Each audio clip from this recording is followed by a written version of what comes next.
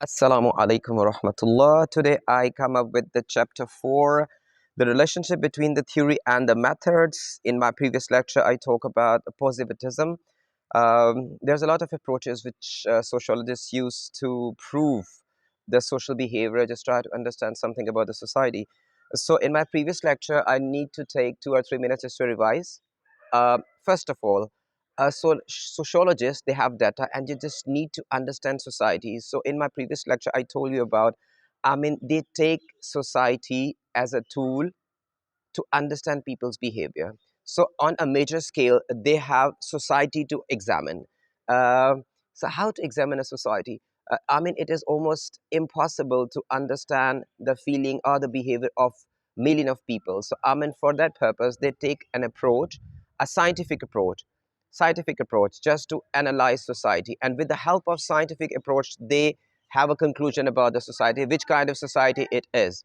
So in positivism they take unseen forces to understand the society, and in society, just to understand it, they have different institutions in society. As I mentioned earlier, it was like healthcare, education, law enforcement agencies. So they understand, they observe, and they watch all these institutions to understand the behavior of the people. This is one thing. Second thing is that they simply take sociology as a natural science. As a natural science. For instance, if you want to see something in physics, chemistry, or biology, experimentation is very important. And when you conduct experimentation, obviously you are not biased because you are simply relying, you are dependent on the statistical data you're observing. So, contrary to positivism, we have an approach which is called anti-positivism approach, or interpretivism. What is interpretivism? So we are in this lecture, I'm going to tell you something about this approach, which are the necessary measures we are supposed to take to understand society. So first of all, I need to define interpretivism. For interpretivists, the crucial difference between society and the social nature is that social reality is formed through the interaction of people who have consciousness. This awareness of ourselves and our relationship to other give us the ability to act.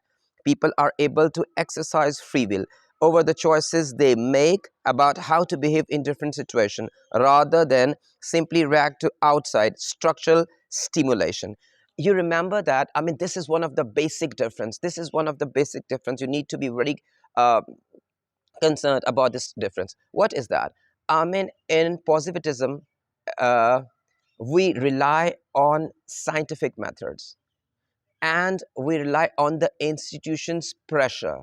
Listen, I'm a teacher, I have a personality, so according, there is a force, the unseen force, the collective conscience, according to which I need to behave. Because if the framework which is providing by the society or the institutions, if I'm not going to follow these framework or these instructions, so I will be out of the society. People will cast me for that. See the teacher, he has a beard, he seems to be a religious person. So there are unseen pressure which a person can feel in a different situation. So in positivism, whatever we decide under a pressure, and the pressure was called collective conscience, which is imposed on an individual by society or institutions. But contrary to this, when we talk about the interpretivism, in interpretivism, you are not shy at all. You are not reluctant at all. And you are the one who call the shots. You are the one who decide, I need to do this and this, because you hardly care about the society. So in interpretivism, there is a term which is used, free will.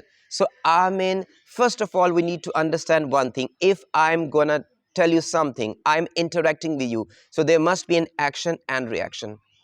And when there's a contact between the people, there is a situation which is generated. So interpretivism, first thing is that interaction within the people. So when there is an interaction within the people, there is a situation, a scenario. So in a scenario, there are different kind of behavioral choices I have. I can act very kindly, I can act cruelly.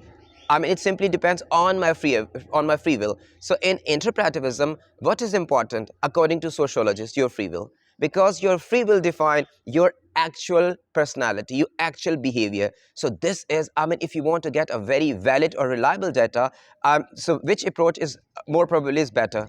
Interpretivism, because you having a free will, you will decide which kind of personality you have, rather than have a fake personality, artificial attitude in positivist approach. So you understand what I mean to say? I mean by free will. So by the way, free will, the argument that because humans have consciousness, they can make free and informed choices about their actions. For interpretivist, unpredictability is constructed through meanings. Society does not exist in an object form. It is experienced subjectively because we give it meanings through behavior. So, in interpretivism, it's all about your behavior, all about your behavior, all about your free will, all about your choices you have. It's important, right? Society does not exist in an objective form. It is experienced subjectively because we give it meaning through a behavior. In other words, people create and recreate a sense of the social system on a daily basis. Society is not something out there to be objectively observed, but something in here to be experienced and understood. The construction and reconstruction of social reality is based on both the choices people make and the choices other make for them. So basically, it's all about a creation and recreation. For instance, on daily basis, we have a sort of meeting, we have a sort of contact on daily basis. So sometimes I'm very cool, sometimes I'm a bit furious, sometimes I act very angrily. You know why? Because on daily basis, I have always a different scenario. So on different scenario, I have a free will to act according to that situation. So the behavior is judged by both ways. So one thing is that the way I'm acting towards you and the recreation and your reaction on my reaction will also decide which kind of personality I have. So it is important how you take my action. So I mean, there is a film, a very short film, a couple of days before I watched on Facebook, and it's an Iranian movie, and it was about a father who stole a piece of bread right in front of his daughter. So it's simply, and he was caught by the camera or by the shopkeeper. And when the shopkeeper saw the daughter was standing behind that person, and the reaction of the shopkeeper was, it was amazing, amazing. There was choices. There was choices for the shopkeeper. I mean, to simply say, "Hey, what are you doing, man? You're stealing the bread from my shop." This is one reaction, and second reaction was more, you can say, praisable, and it was, "Oh, excuse me, this is the change you gave me, for instance, 5,000 rupee, and this is the change."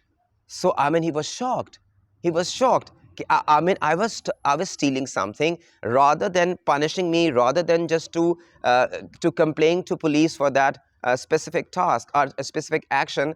I mean, he's giving me more money for my kid.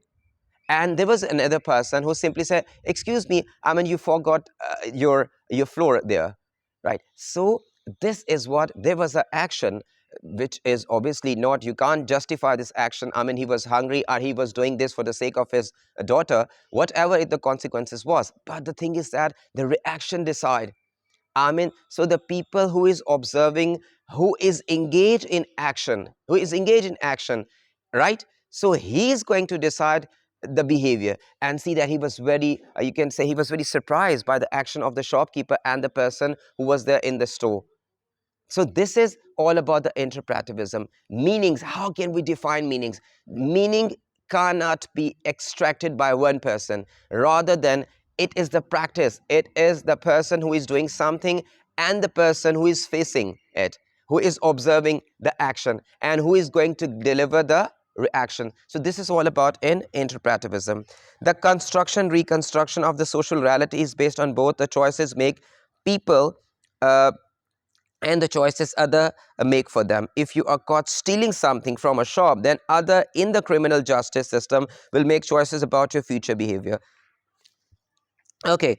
And awareness of our choices and the fact that we understand the consequences of our actions helps to explain why societies are generally ordered and stable. We consciously limit our behavioral choices to make them broadly predictable and understandable to other.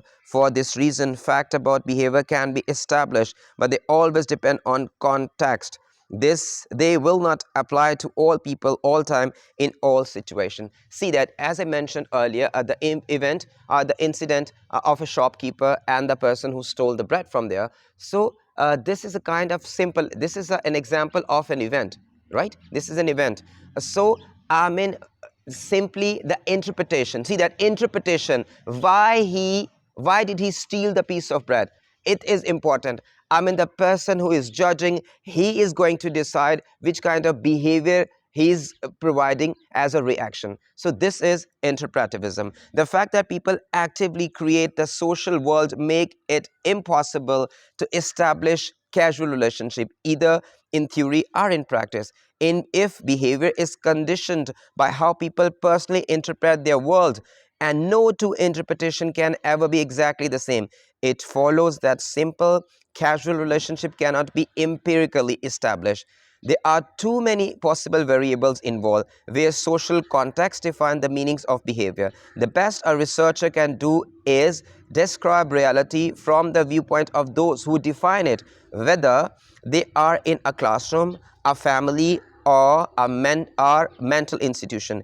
If researching social behavior involved understanding how people individually and collectively experience and interpret their situation, research method must reflect this social construction of reality. The aim of interpretivist research there is what lying, I mean, this is a reference, calls the recovery of subjective meaning. The role of the researcher is to help responding tell their story, and by so doing understand and explain their behavioral choices. See, I mean, this is important to understand. Interpretivist sociologists, they simply consider what is important. You want to know something, there must be a scenario. A scenario is created by the contact of the people with each other. So first thing is scenario, second thing is your free will, your choices, how you react. I mean, when we talk about the choices, there are choices of two different people, the person who is going to act and the person who is going to react. So we got two choices. Choice number one from the creator, and choice number second, the person who is engaged in that, who is going to give the reaction. So what is important for the sociologist are the people who take this approach to understand society. The interpretivist, what they do, they are not supposed to put themselves in understanding of the society, rather than just simply observe, this is the creator, this is the recreator, and by doing so they simply extract a kind of result. Interpret interpret. So what researcher is supposed to do? Interpret the events. Don't put yourself into the situation and conclude, okay, he is doing this by this way. No, no. So see that the reaction of the shopkeeper who has the store is going to tell us something. Why his reaction tell us which kind of behavior he has, secondly, and how he considered the event of stealing in a positive way. Because obviously he simply thought, the recreator thought, I mean, there must be sort of the outlook of the person who stole the floor, one thing. Secondly, his judgment. Okay, I mean, he's looking so miserable, a destitute. So definitely he did it because when he was caught, this his emotions, his personality, his outlook will give us a picture that he was very meek. He was very he doesn't have any choice just to steal and nothing else. And might be it is possible that he was stealing not for himself rather than for his hungry daughter. So this is important. The recreator play a very vital role in understanding the whole event. And what researcher is supposed to do? Just to read the mind and interpret the events, not describing the explanation by himself, right?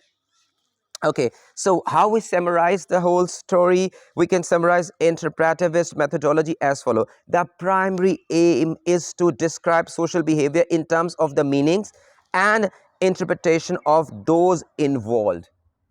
Those interpretation of those involved. First thing is, it's the primary aim, just a social behavior. Behavioral rules are context bound. Context bound means, see that there is an example of what? A specific stealing, why stealing, what was the condition, and what are the consequences of stealing. Second thing, depending on the situation. So first primary is to to interpret the event. Second thing is that behavioral rules which are bound by the context. I mean, in which situation do people did this?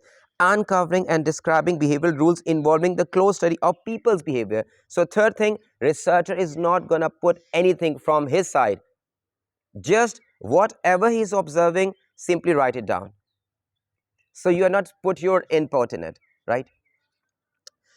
If I mean, there's a reference of Humphreys argues participation is desirable because the researcher gets a deeper insight into behavior. The kind of objective detachment valued by a positivist is explicitly rejected.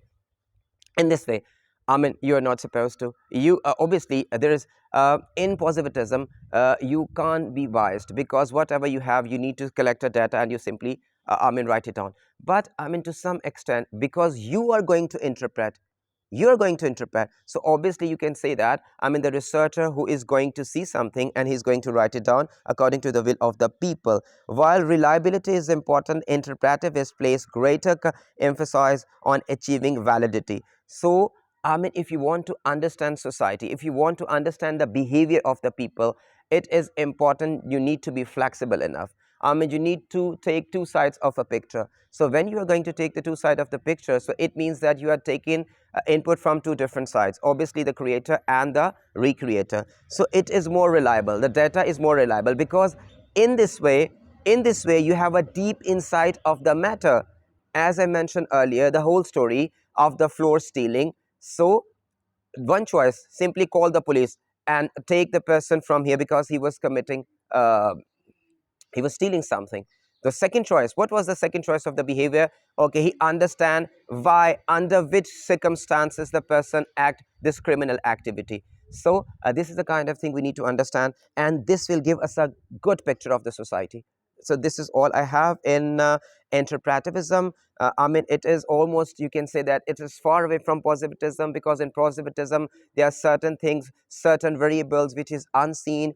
There is a pressure from the society or the institution on the individuals, but here it's free will. See that the free will of both parties, the person who is creating something and obviously the recreator has more free will just to describe an event. And see, the last thing, I mean, I need to mention one thing. For instance, the behavior of the people, whatever the people do with the Prophet Sallallahu Alaihi Wasallam, it was always the Prophet Muhammad Sallallahu Alaihi Wasallam who act in a different way. So evil people argue to them, people cussing them, whatever they are saying to the Prophet are the companions. So they are always there to give a positive response. So actually, in according to interpretivist, we need to rely more on the recreator. I mean, how they behave. This is important. So this is all for today.